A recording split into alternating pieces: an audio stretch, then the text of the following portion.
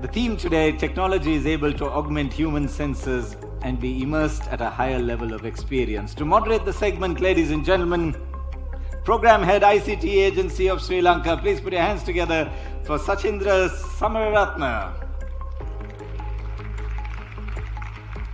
And on the panel with him, thank you, on the panel with him, the CEO of Manzalab Group, Asia Pacific region, the very French Gildas Coldeboeuf.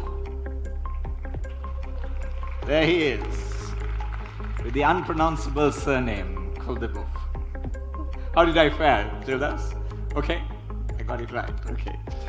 Then, founder and CEO of Arimac Digital, ladies and gentlemen, our very own Chamira Jayasinghe.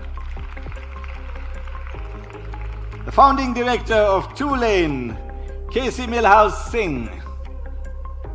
There she is. And finally on the panel, partner of Shadow Factory, Amit Chatterjee. I'm going to hand over to Sachindra to take it from here. Over to you. Thank you, Adam. I'm quite thankful that there are people here seated at this time. And I know that we have a break afterwards. So I know you are geared up to really be part of the Innovation Festival happening next. So are we. But this panel is one of the most important panels of this conference. Why? Yes. Because purple, yes, it is. Because purple is the theme of this panel, and that's why we're all dressed in purple t-shirts, to resemble the most important panel. Not because I'm moderating it, of course.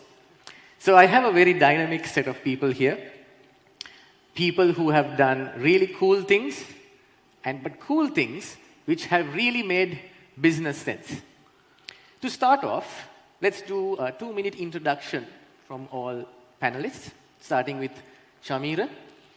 What your company is and what you do, and as an entrepreneur, how you got into this space of AR and VR. Right. Thank you, Sachindra. Hi, everyone. So my name is Chamira, based in Sri Lanka. So I started, we started Arimac back in 2011 with the intention of marrying creativity with technology. So that's kind of the paramount output of augmented reality, virtual reality, and mixed reality. So during the journey, we have been doing a lot of researches about AR, VR, and how we can apply those technologies to multiple industries as well. So now my team consists of 140 people across 5 different countries, speaking 16 different languages, and doing all those cool stuff. So my team is my strength, and we have design anthropologists, interactive media developers and designers, and 3D designers and graphic artists as well. So that's how we started, and we love HCI. So HCI is how humans are interacting with computers, and that's kind of a marriage between AR, VR, and all the R's that we are talking here. So let's discuss more about that in the panel. Thank you. And those of us in Sri Lanka knows Chamira as the godfather of all interactive reality-based work here. Great going. And he bagged 16 awards yesterday at NBQSA, National Best Quality Software Awards. Can we have a round of applause for Chamira and Arimac? By the way, hope you know that Chamira is the reverse form of Arimac. So what you, Casie? Hey, everybody. How are you doing? Okay. Oh, that's sleepy. I guess I'm going to start out asking you a question. How many of you are on Facebook? Raise your hand. Come on, really high. I can barely see. All right, cool. How many of you are on Instagram? Okay, how many of you do Instagram stories? Awesome. How many of you, when you're doing your Instagram story, find those cool face filters and use them? Oh, not enough. Put them up, we move higher. Okay. So those are the augmented reality experiences that we build with my company, Tulane. I come from a non-technical background. I was actually a gymnastics coach, and I was interested in technology. Oh, let's ask her to do a cartwheel here. Yes! Maybe I'll do a handstand later. So I had this insane curiosity for how websites worked. I loved social media. So I I joined a program to teach women how to code. So I did that. It was actually started by a woman that worked at Facebook, and she wanted to get more women in technology. So after that, I decided I didn't want to be a coder because that's kind of just crazy, but I used those skills to grow as a marketer. So when I was a marketer, I started working at a virtual reality startup. It was more in the B2B space. I loved virtual reality and where this technology was going, but I hated how boring it was. Really? So I eventually launched my business in 2018, and immediately I saw what was happening with like Pokemon Go and Snapchat, and I got very curious on how you actually build it. So I started building on my own with the little knowledge that I had, and now here we are working with brands and really cool music artists and also businesses that I'll share a little bit later how we actually can track sales and track leads using AR, not just for fun. Great, thank you. Gildas, a small intro from you. Yeah. Good afternoon, everybody. First of all, thank you very much for the opportunity for us to come here. I work for a French company. I'm based in Singapore, and the company is called Manzalab. And Manzalab, the name of the company is coming from manzana. It means apple in Spanish, because the apple is a symbol of knowledge, but also a symbol of transgression, because we like to do things in a different way. Right. And that is what we keep in the back of our mind when we build experiences. So our mission is to create innovative digital experiences, and we got two main verticals. One is training, and the other one is product communication. And then we push our solution towards our target users using various platforms such as VR, AR. It could also be tablets, it could also be smartphones as well. So the technology for us is an enabler to push our solutions towards our customers. And our customers are only B2B. We don't do B2C. We could do B2B2C somehow, but there's always a filter, which is our customers. We don't engage with consumers directly. And the last point as well, I know you will see an example a bit later, and we're going to talk about business cases as well. We don't do games.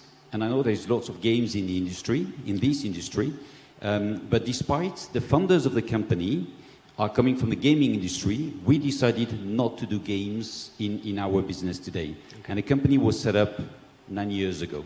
Okay. Thank you, Gildas. Amit, over to you. Hello. Hey, everybody. How you guys doing? Okay. Not doing good? I'll take that. Yeah. Hopefully the happiness meter was much better than your responses. I know it's late. I just want to try to get some energy going here. So I'm with Shadow Factory. I'm the founder. We're 3.5 years old. We're based in Hong Kong. Before this, I used to run and build animation studios for large companies. So I've done work for companies that were doing work with Disney, companies that were doing work with DreamWorks. I built animation training institutes all across India and the US.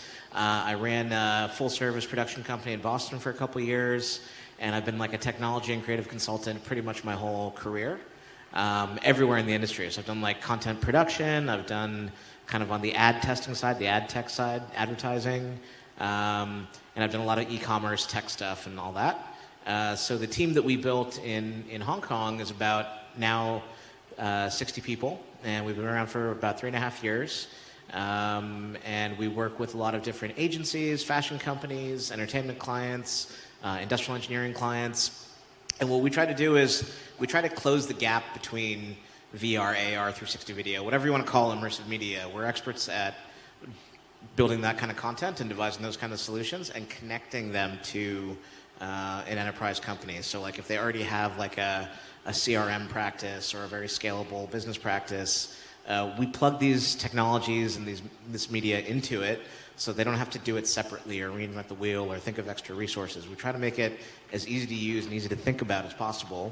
We do the creative in-house, so we can start with like concept development, storyboard development, all the way through the execution, delivering it to the final device like desktop, mobile, Vive, Oculus. We can even do console development, so we can deliver stuff to the PlayStation. So that's really where we are. Our primary focus is enterprise solutions and content. For fun, in the background, as we're doing stuff, we've started to publish some games. So you can see some of our games on Steam. They're small party games. They're not meant to be anything complex or anything like that. It's just us kind of taking some of the work we do for fun and just kind of throwing it out there to see what happens. And we're going to keep doing that as we do it, because it's one of the ways the team stays sharp and bonds and all that stuff. Cool, thank you. Thank you for those intros, guys. So in the audience, I'm assuming there are those who are in the AR, VR space, dabbling it out, trying something cool. Maybe there are marketeers, marketing agencies who want to augment or who want to give more offerings in the AR, VR space. And also corporate entities who are here, who are in the training space, who are in the retail business, trying to figure out how do we apply it. So to do that, let's ask the panelists, what do you think is the AR, VR market like? What do you see AR, VR becoming, which is much more than gaming technology? What do you see the market developing into? Maybe we start with Casie. Yeah, I guess that's a really loaded question here. I'm just going to give some examples and visions for what I see, because I'm more closer to the consumer aspect of it. I think what we are seeing right now is the blending of brand experiences into everyday life. So essentially, we're thinking of let's say you're going to a branded event like this. Yeah. People that aren't physically there would be able to experience that. And that's really where entertainment, and that could even be sitting in a boardroom with somebody and you're looking at them and they're augmented. They're not really there. So that's just a couple examples that I could give. Okay. The experience at a different level. Chamira, what do you think? Yeah, so like basically stemming out from Casey's response to that, like all the people now, the consumers are on screen-based devices. And like in terms of AR, if we speak, the industry and the technology is evolving rapidly, even according to Gartner findings.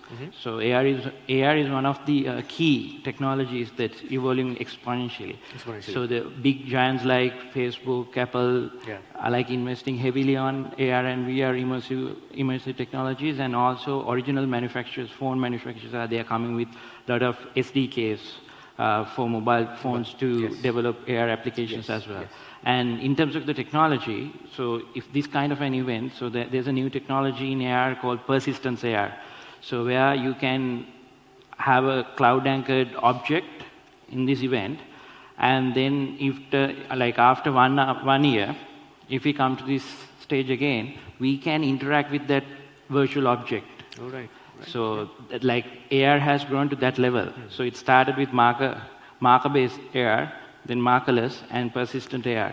So definitely the technology and the market and the consumers are ready for this journey for sure. I will have a question more on persistence AR and how this plays into Chamira. So again, on the market side, on Gildas, what do you think? Sometimes I give lecture conferences and I show one graph from McKinsey. And we can consider McKinsey people are pretty serious. And they made forecasts on the markets from 2016 to 2025. I have to admit I tend to believe they're wrong. And they are way too optimistic. Because the market has not really taken off. And surprisingly, VR started in 1957. Okay. It didn't start a couple of years ago. It started in 1957, and it hasn't really taken off. That's the bad news. The good news is we need to consider the overall ecosystem. You got the events, you got the movies, you got the companies, you got the games, you got the softwares like Unity, for instance. You got companies like us creating these experiences, but you also have companies building the hardware.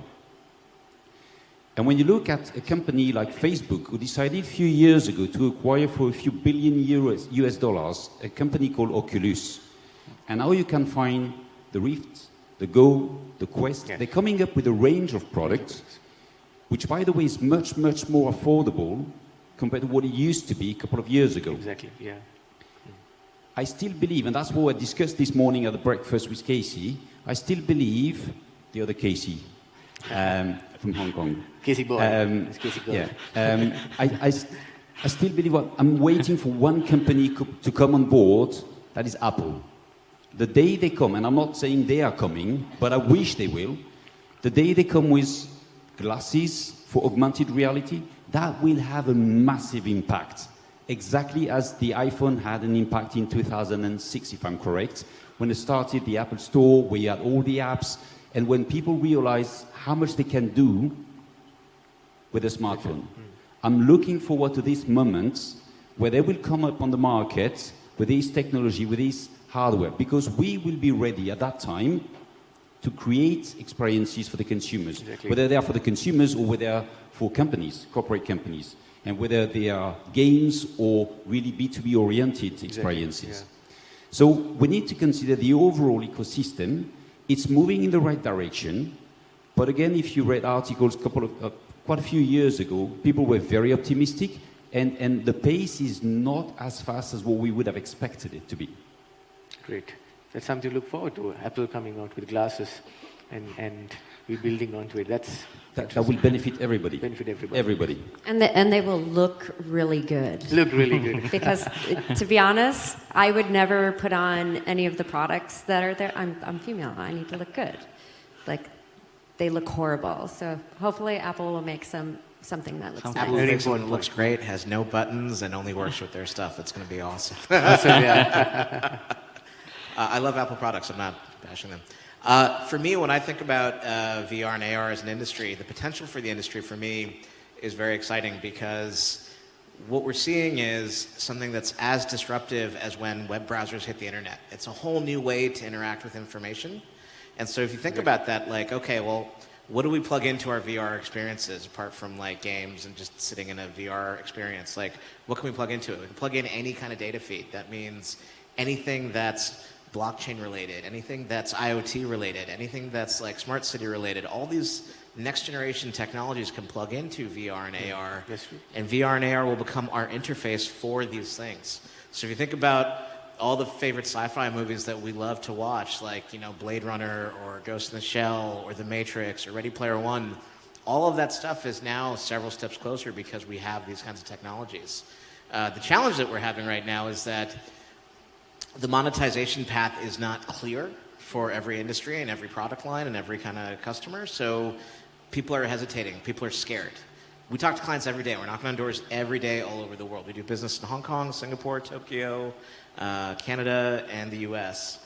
And every day we're talking to people, and we get the same kind of feedback. Like, oh, okay, we've heard about VR, AR. We kind of get it. We kind of understand it's cool. But, like, how is our product going to live in this space? How is it going to be in this headset? How am I going to get a headset to these customers? What if people don't like it? I don't want to be the person that spent on this first and then it fails and then my boss will be mad at me. So, like, that's what we're going through right now.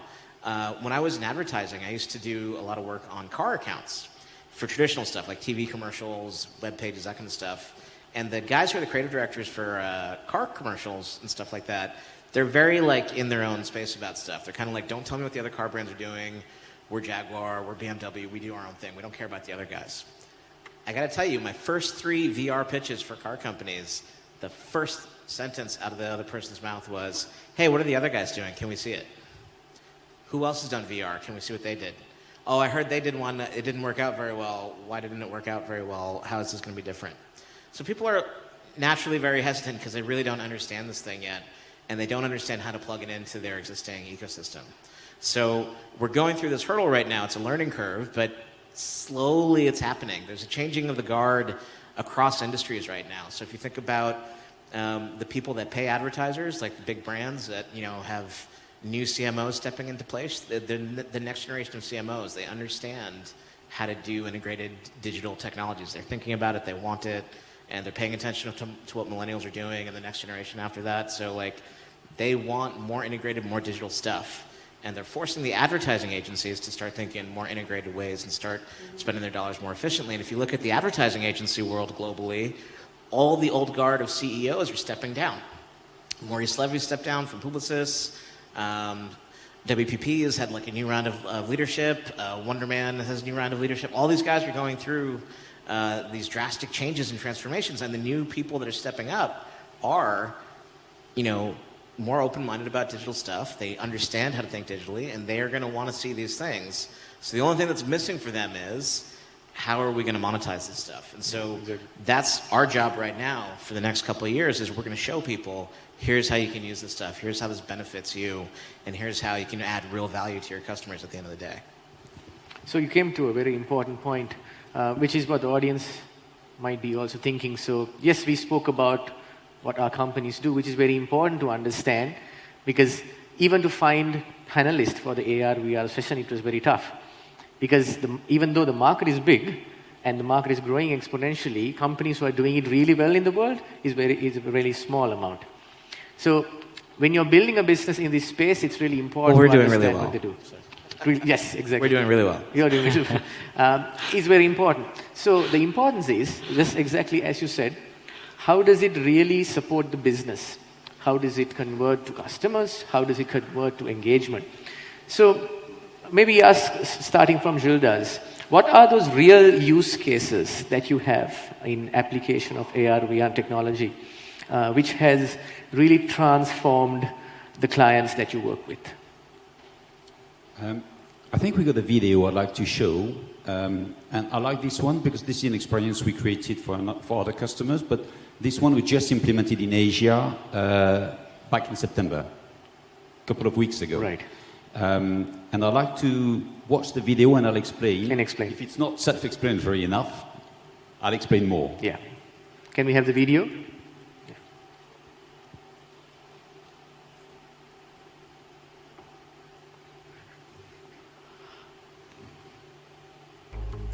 Okay.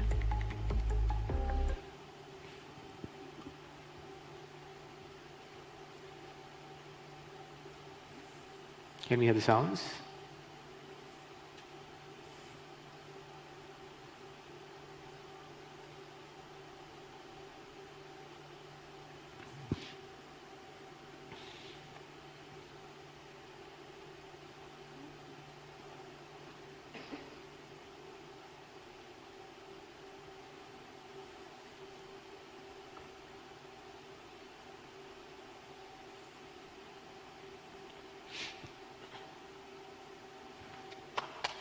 Okay.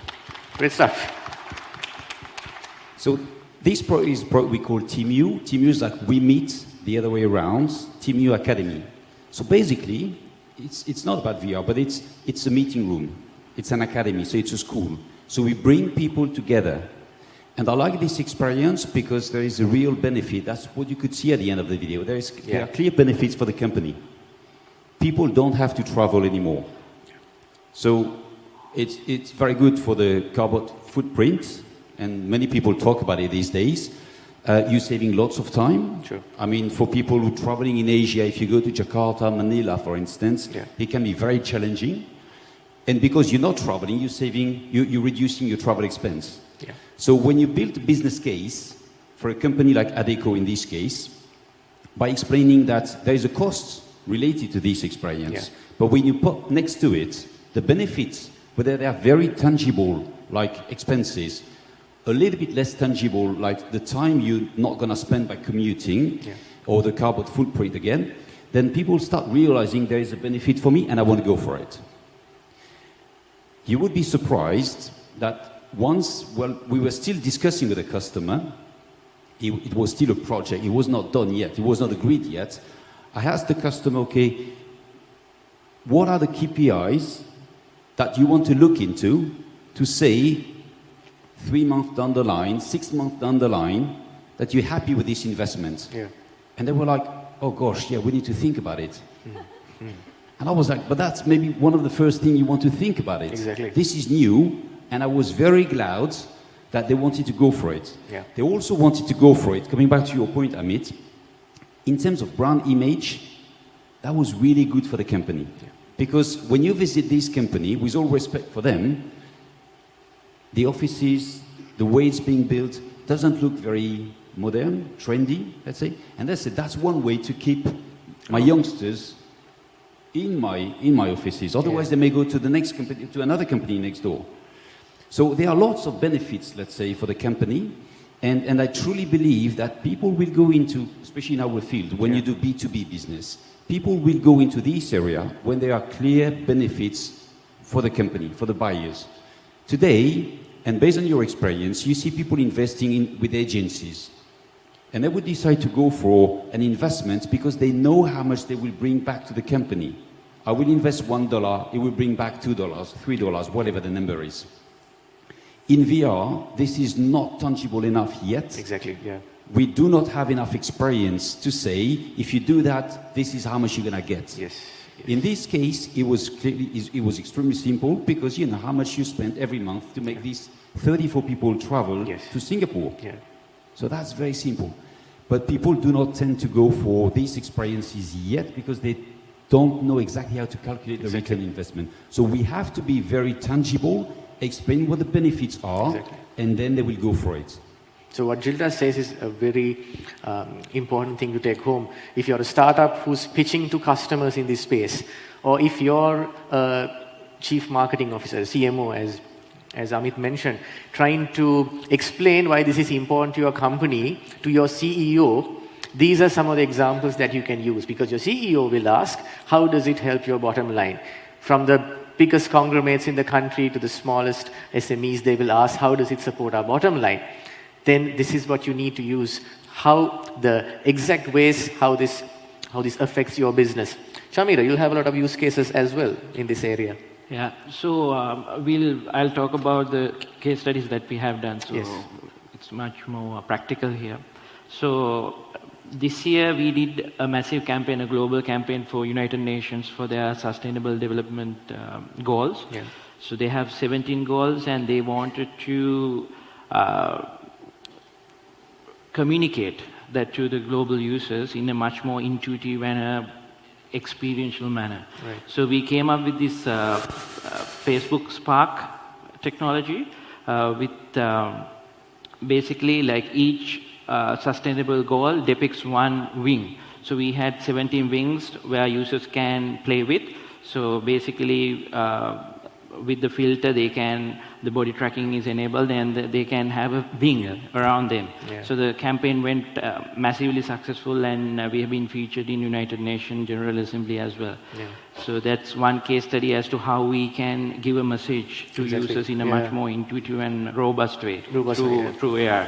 And the other example that I can tell is like we are working with Visa Global Innovation Team these days to how to leverage shopper experience with mixed reality technologies. So there we are using a lot of massive persistent AR technologies like precision AR and mixed reality, and also like gamification through AR. Yeah. So once you do a purchase in a modern trade, so you can get benefited through augmented reality games and playing that, and it's kind of the brand engagement with the consumer is there also. Yes. So we did one case study for Tesco as well, like 2-3 years back with a local clothing company. So that's also to increase the purchases and to have much more brand engagement with the users. Yeah. So those are the case studies. Okay. We have like plenty. Yes. So to date we have done more than 150 AR campaigns around the globe. So great. Yeah. So many applications in many areas, training, in terms of retail, and even a different form of communication, as Amit mentioned. In the future, where we communicate through this particular channel, where it's more immersive, where it's more personal, and especially when it comes to sustainable development goals, where you need to really touch that emotional senses. Exactly. We talk about this panel as augmenting our senses, and especially when it comes to sustainable development goals, those human factors, this could be a very good medium. Exactly. Spark AR, that's your specialty, Casie. Is this on? Okay. Yeah, Spark AR has been fantastic. So Spark AR is actually the free software that Facebook gives to creators, agencies, in order to build experiences. It's actually so easy that my 5-year-old daughter could build her own. So anybody can do it. Anybody can launch an effect. Now, I guess I want to bring back to some of the business cases that we've done. And I want to start out with like a very interesting fact. So there's been a research study done that there's memory encoding is actually 70% higher than it is for watching a video. Now, if you think in terms of advertising and marketing, that is a huge percentage. Most of the time, we're going on, anywhere your favorite social media, and most of the time we're skipping the ads. So when you're clicking onto an experience, you are becoming part of the ad or becoming part of the marketing. Now, I say that because I'm going to give you an example now, and it sounds kind of crazy that you might not even believe me. So I had done a project with an automotive group, and we built everything on Spark AR. We had a question was, could we get people into the car lot and test drive a car after they played one on their driveway or on their desk? Yes, we could. And we did that at a quarter of the cost that a regular ad would do. So they were really happy with that. So I decided to tell a couple of people what I did, and eventually a 50-year-old company, restaurant, came to us, and they were like, hey, we want to reach the millennial market. And I was like, sure, okay, I can do that. They're on Instagram, they're on Facebook, let's try this out. So what we did was decided to create a game. So the question was, could we get people inside and eat tacos in the restaurant after they play a game?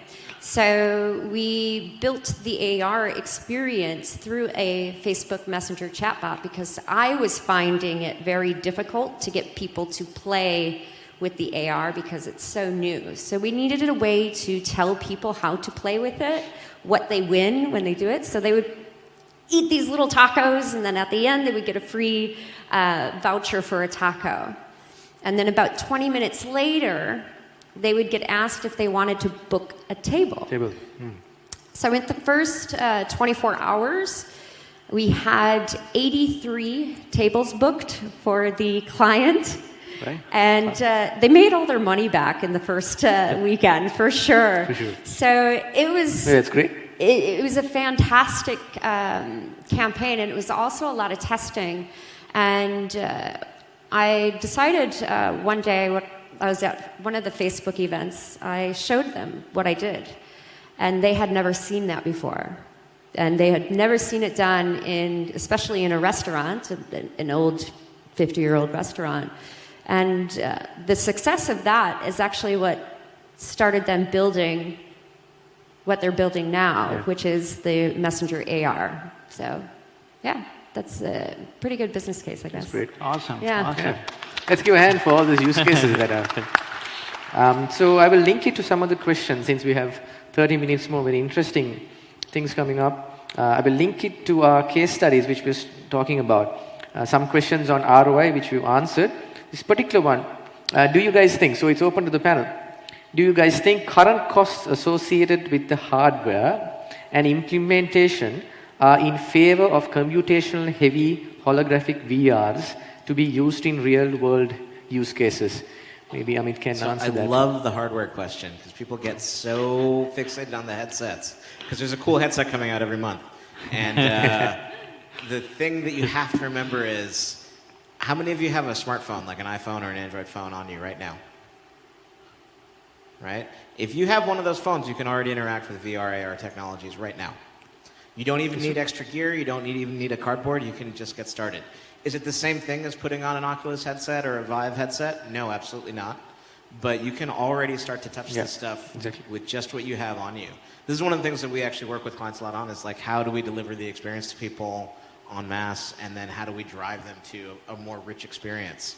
So everybody can already touch this stuff. It's already there. So the thing that you have to focus on is like, how am I going to provide value to the end user? Why would they be in the experience in the first place?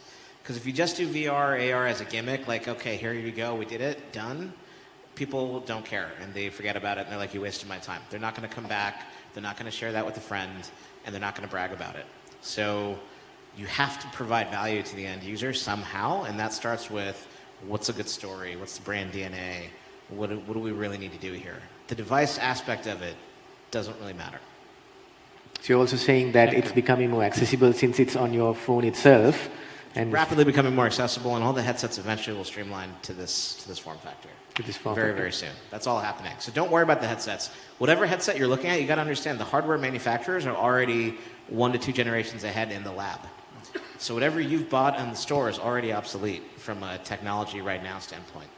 So it's already moving ahead. Don't worry about that. Worry about how do we tell stories in this medium, and how do we properly access people in this medium.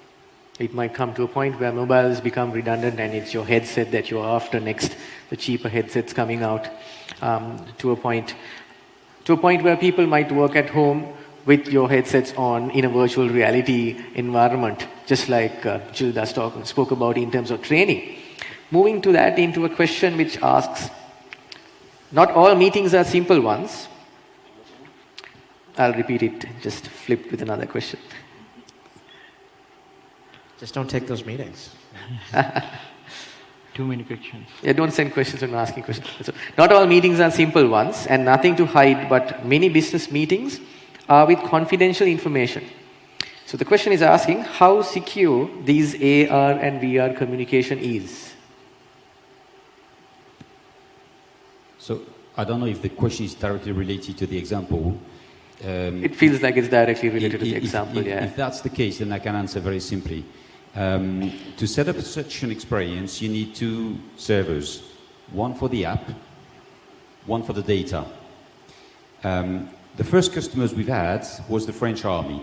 And I can guarantee you, whether this is in Sri Lanka, whether this is in Singapore, China, or France, when you have a customer like the army, they want to make it super safe. So they simply said, you build the experience, and we want to host the servers on our site. And this way, there is no security problem at all. Right. So in this case, very clearly from day one, we had lots and lots of discussions with the IT departments from Adecco. Right. Because they said, we have some protocols, we have some processes, yes. We need to make sure this is clearly safe for us. And we had to go through, I mean, you can't believe how many steps and questions and so on to make sure that we would comply with the security processes. Exactly. And at the end, again, the experience is hosted, or the servers are hosted at the customer. So on-premise, right. I want to add to that a little bit. Again, under the hood of these technologies are things that we know very, very well. So it's not hard to plug in things like encryption, single sign-on, that kind of stuff. We've got products that we're building that are proprietary that we've built that we're going to start adding, Microsoft integration for. So like things like Active Directory. So you've already got your company login. You can log into your VR experience and have all your permissions and everything set. They're not separate things. VR, again, is just an AR. It's just a way to connect and visualize the data that's there. And however you want to protect the data, however you want to encrypt the data, you can still use all of those tools. You can use some of the newer tools. And it's really, it comes down to a security information architecture kind of solution that you need to devise. But it's all very doable, and it's all very plug and playable. So, a question to in terms of investing into a VR company. So I would pose this to Chamira, if you're okay with that. Since Chamira's company, Arimac, became very successful in terms of getting really good investment and expanding and scaling during the past few years, could you say, what did your investor look at when they invested in you, and how did you make a successful pitch to be able to get that investment? Yeah, so any investor would definitely seek for returns, for sure, right? Yeah. So they definitely need profits for whatever the money they are putting in. So, like talking about our story, so we started back in 2005, 2011 with 5 people. So we were doing services, and then we started doing products. So that's how we started, because like if you get AR, VR like immersive technology companies, startups, so I think 70% of the startups fail in the first 2 years because of this reason, because even though the market is growing, but you won't get like projects consistently. Yeah, if you have a product, it's really hard to market. Initially. So basically, you like for your startup, so there should be a cash cow. So there should be a base where you earn money. Cash flow is king. Yes. Exactly. So then, when you're doing projects, after that you can do products, and then you can move into the productized service strategy where you can make a product and then sell that product as a service to the consumers. So that's how we did it. And in terms of investment, so basically, like we got the investment for going global. So basically, we like bootstrapped and we invested our own money for the last 8 years. And the first Series A to like productize the products that we had, and the new investment we got in last month is to go global with the product. So basically, when you are doing a pitch, you have to consider about your planning. So you have to plan for 3 years, and you have to have a proper, there are a lot of things involved, like especially in this field. So starting from services, having projects coming in and having a steady cash flow, and then productizing some of it, and then building a company around it and attracting investments in order to go global. So that's a really good story for Arimac to tell. There's a question to Amit in terms of, you spoke about working with industrial engineers in building solutions with your company. What sort of experience do you have with industrial or manufacturing related AR and VR? So one of our clients manufactures, they're one of the largest elevator manufacturers in the world. So they do elevators for large land developments and properties and things like that. And they have very sophisticated machinery, they have a very sophisticated process, and they're the best in class globally. So they wanted to create a showroom that was like a VR showroom that customers could walk into, browse all the products, browse the company history, look at the way the company structures its process for doing projects, things like that. And they wanted to deploy that across all of their sales offices. So we built the experience for them. And then, as we were building it, we were like, well, you're going to have new lines of products every year. You're going to need to update this experience quite often.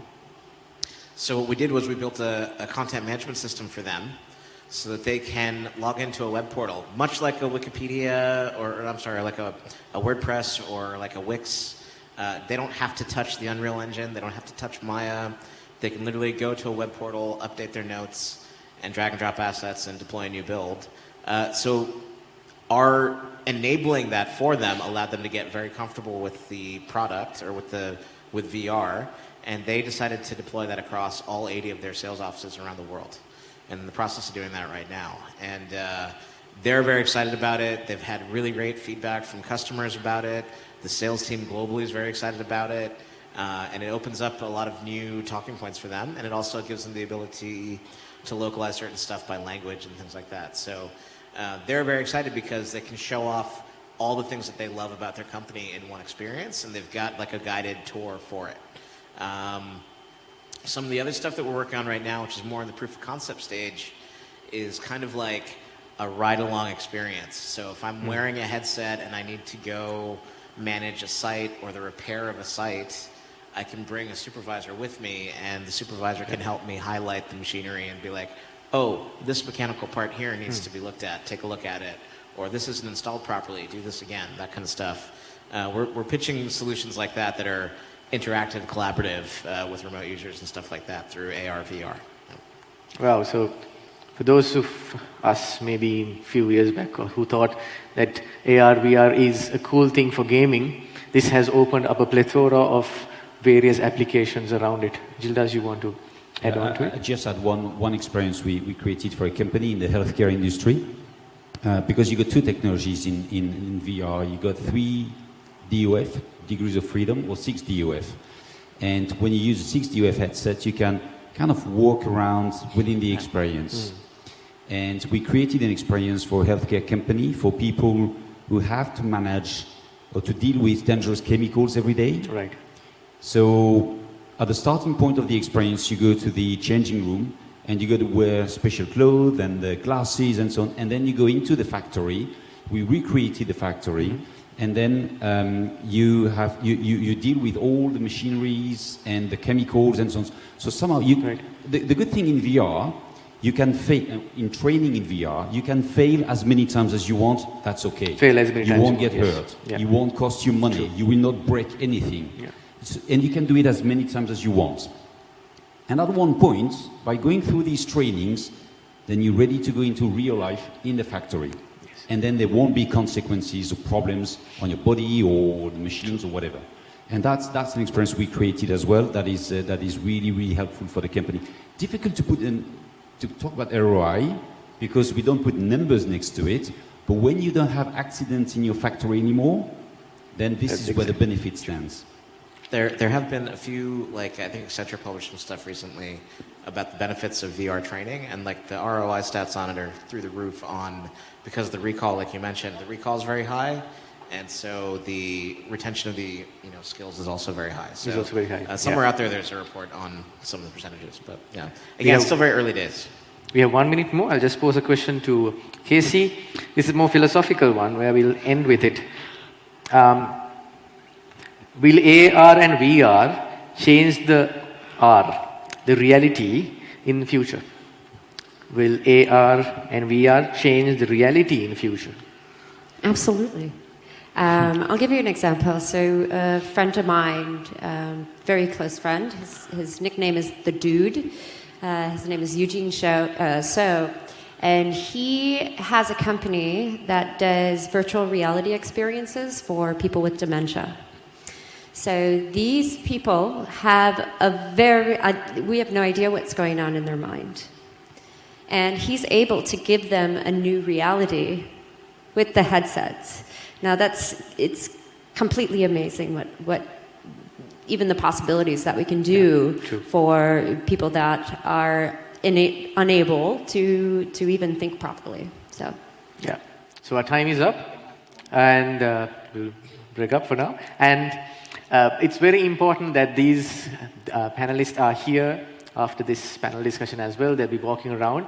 So if you're interested, here's a wealth of knowledge and wealth of use cases that you can engage with, even if you're a corporate or a startup, and make the maximum use of the ticket that you bought to come to this conference. So thank you, panelists, for sharing your knowledge.